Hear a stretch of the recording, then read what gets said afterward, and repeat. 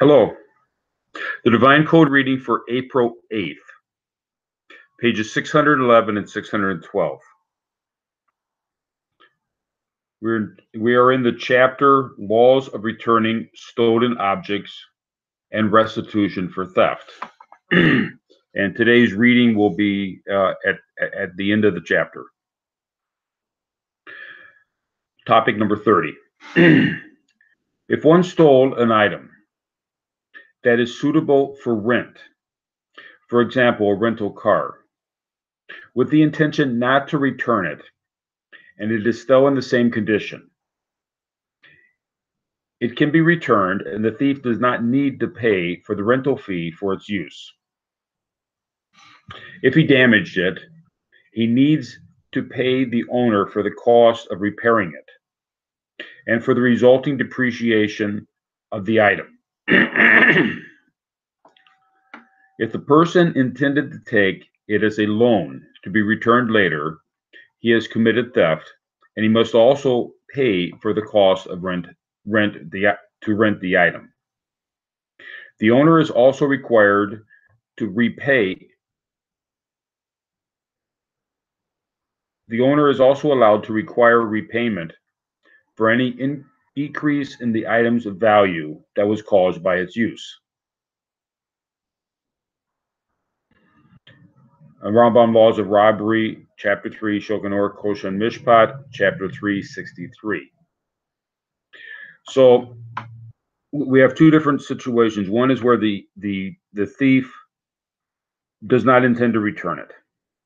In that case, he's acting as a normal thief, and the requirement is that he return the item or the value of the item, and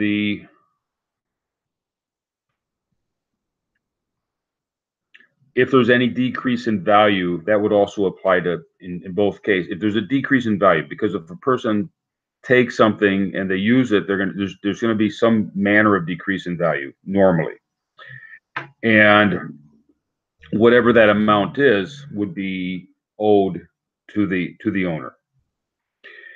However, if the person planned to borrow it, then he's behaving, even though it's theft, he's behaving in the manner of a person that's renting it, and therefore that person would, because he's operating under that mode, not only does he return it, and he returns any loss of value to the item, he also would have to pay whatever the rental fee is for that time, because that was his intention, was to use it in temporary in the manner of a renter.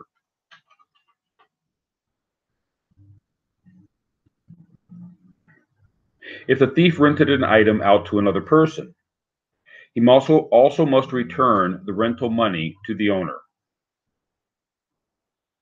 And that's Rambam and Shulchan Aruch, well, the same laws as before. Rambam Laws of Robbery, Chapter 3, and Shulchan Aruch Koshan Mishpat, Chapter 363. So that would be similar to the same. We saw this earlier, where if there's a added value, for example, a sheep that has an inherent change of value, such as if there's various different questions about whether or not a sheep that grows its a wool, whether it belongs to the owner or to the thief. If it becomes pregnant, or if it gives birth and it was previously pregnant and it gives birth, or if it becomes pregnant during the time of theft, whether or not these benefits belong to the owner or to the thief. In the case of where the thief rents an object out to another person, that value belongs to the owner and needs to be reimbursed to the owner. Topic number 31. All the details of returning a stolen object that are explained in this chapter are either obligated by the Torah or are laws that were set up by the Jewish sages. Most of the laws in this chapter are the Jewish Torah laws in regard to theft.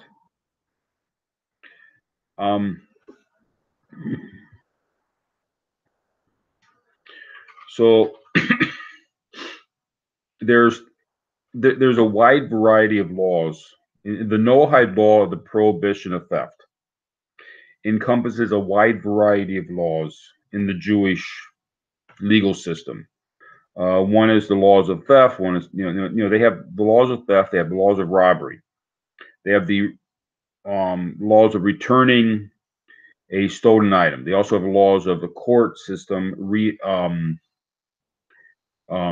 requiring the compensation for a lost item, or for a stolen item that was lost or damaged.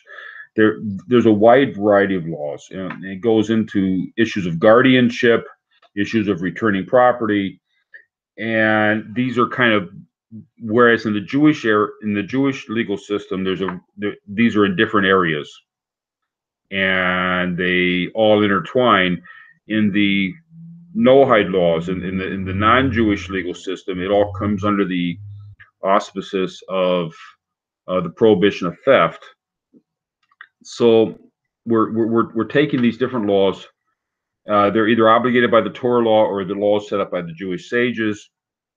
This is going to require, in order to be applied, in order to ask a court to follow these laws, to set up Noahide courts and actually follow these laws, is going to require a lot of awareness upon the judges to know how these laws actually work. And to some extent, they can go into the Jewish legal system, but a lot of times the Jewish legal system is kind of built upon it. One stage is built upon the other. The Noahide laws are going to require some awareness of how these laws were put together, and an awareness of how it applies to the non-Jewish court system, or the non-Jewish legal system. And that's going to require a lot of scholarship upon the judges in order to be able to sort all of it out, rather than having just simply taken the final word and applying that. It's going to require an in-depth knowledge of these things, and we're required by Torah to study these things deeply, things that apply to the Noahide law. So this is the divine code is a great step, but it's just a step, and there's going to require a lot of in depth to be able to before it can be applied. Most of the laws in this chapter are the Jewish Torah laws in regard to theft, and other law enacted by the sages that a buyer. So now we just mentioned these couple of sentences talking about how this chapter was put together, and now we're going to bring out an example of another law that was set up. Another law enacted by the sages that the buyer of a stolen item should be compensated for the purchase price he paid.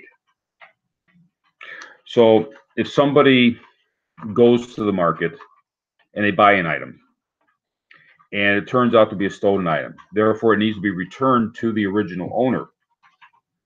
Well, the hapless person who bought something assuming it was good. I mean, people go to the marketplace. There's a expectation that the things that are being sold are permitted to be sold, unless he's going to some back alley market where things are assumed to be assumed not to be prohibited for sale. In which case, the guy is, buyer beware. But if he's at a regular market where the expectation is things being sold are available for sale, they're honest items. What happens if he then if the original owner shows up and says, "Hey, that's my item," and he takes it back, and the guy's left with, he's out the $100 he spent for the item. What happens?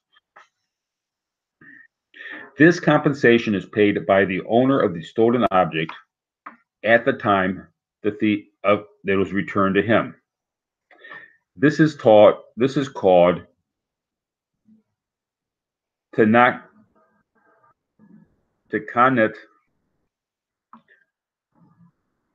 hashuk in Hebrew, which is the legal enactment that protects the regular procedure for sales in the market.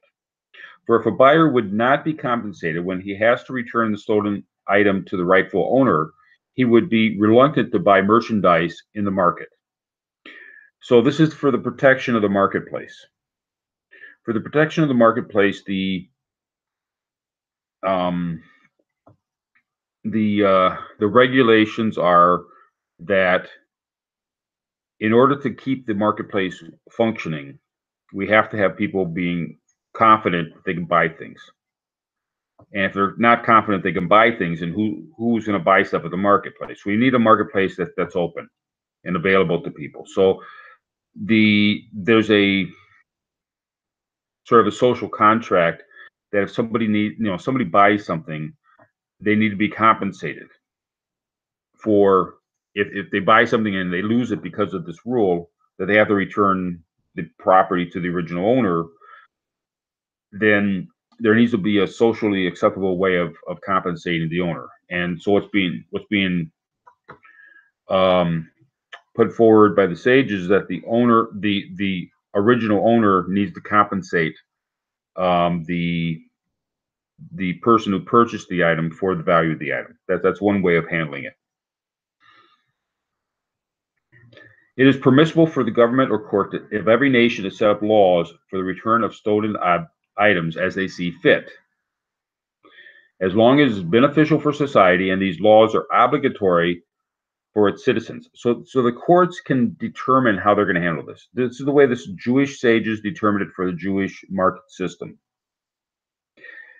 Courts in their own nations, the legal system in their own nations can determine how they want to handle this.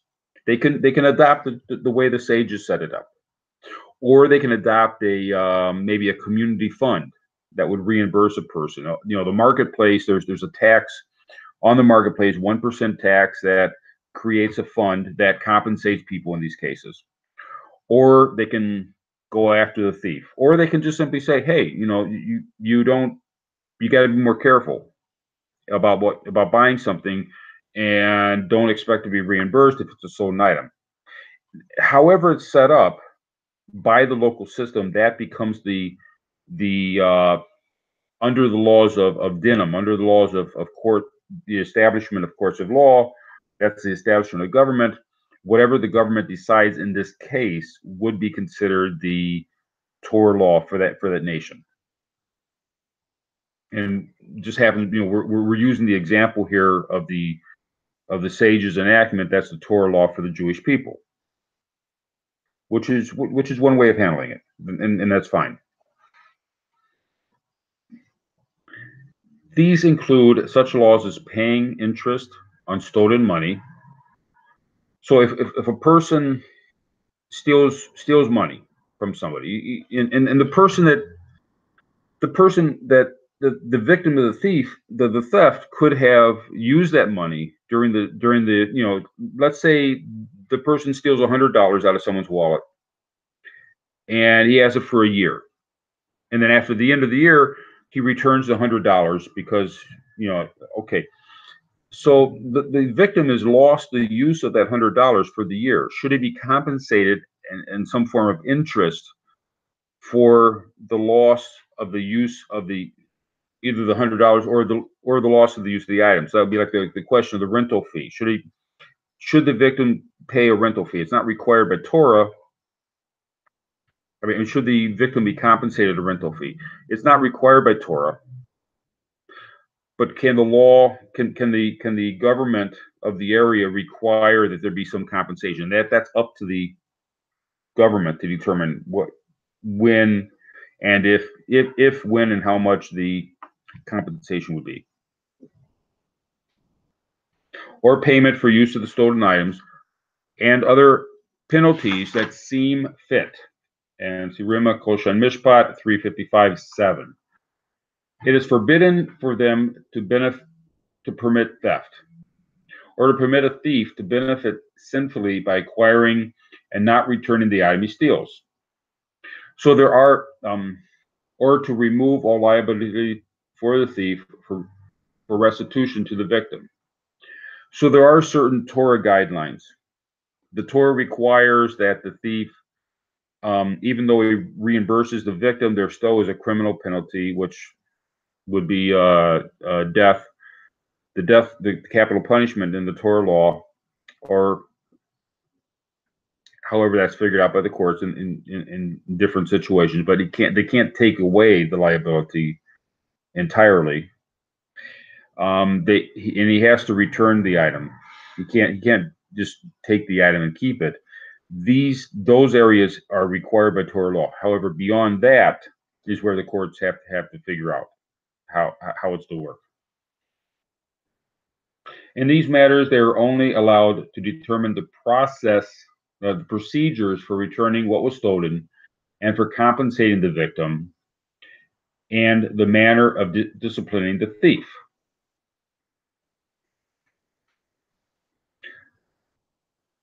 So while it's and I think this is going to be discussed more in the later editions of the Divine Code, where they get into the courts of law, because there are mentions in a couple places in this and in some of the other areas where there are possibilities of penalties besides the death penalty. The death penalty is mandated by Torah law, but the courts might be able to there might be workarounds for that the court still has to penalize the criminal. That this will be discussed more in the courts of law.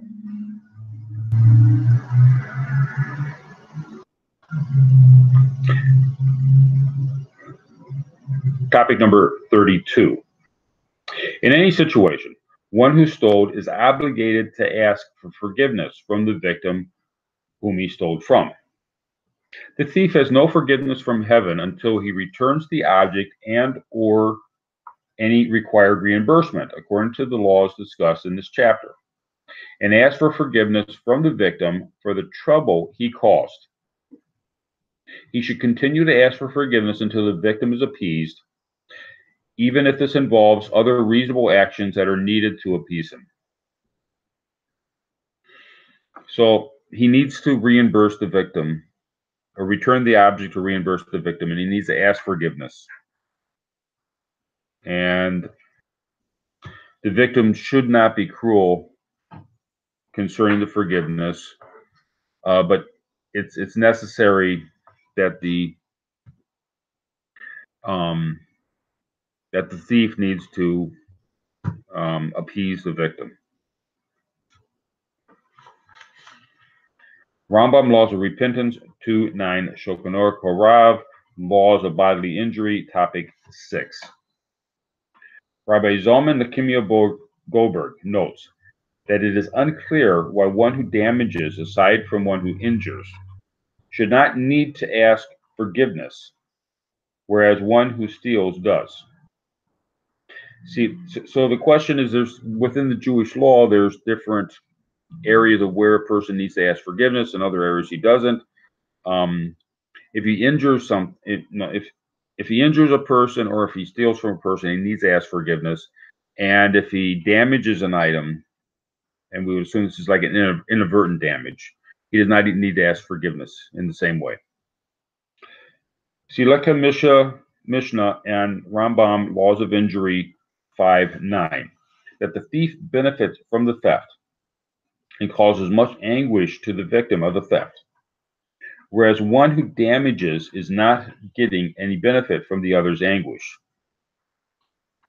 It can be added, based on the Likutei Sikot, volume 32, page 115, that a robber or thief removes the item from the jurisdiction of the owner, which is the personal harm, causing his dignity and power, hurting his dignity and power of ownership, whereas a damager does not take jurisdiction over the monetary loss caused by the owner. So there's more of a direct harm done to the owner, done to the victim, in the case of a bodily injury or in the case of theft, whereas the damage done to the victim in the case of an item that's damaged, inadvertently damaged. would not be the same kind of thing, the same kind of problem for the owner, for the victim.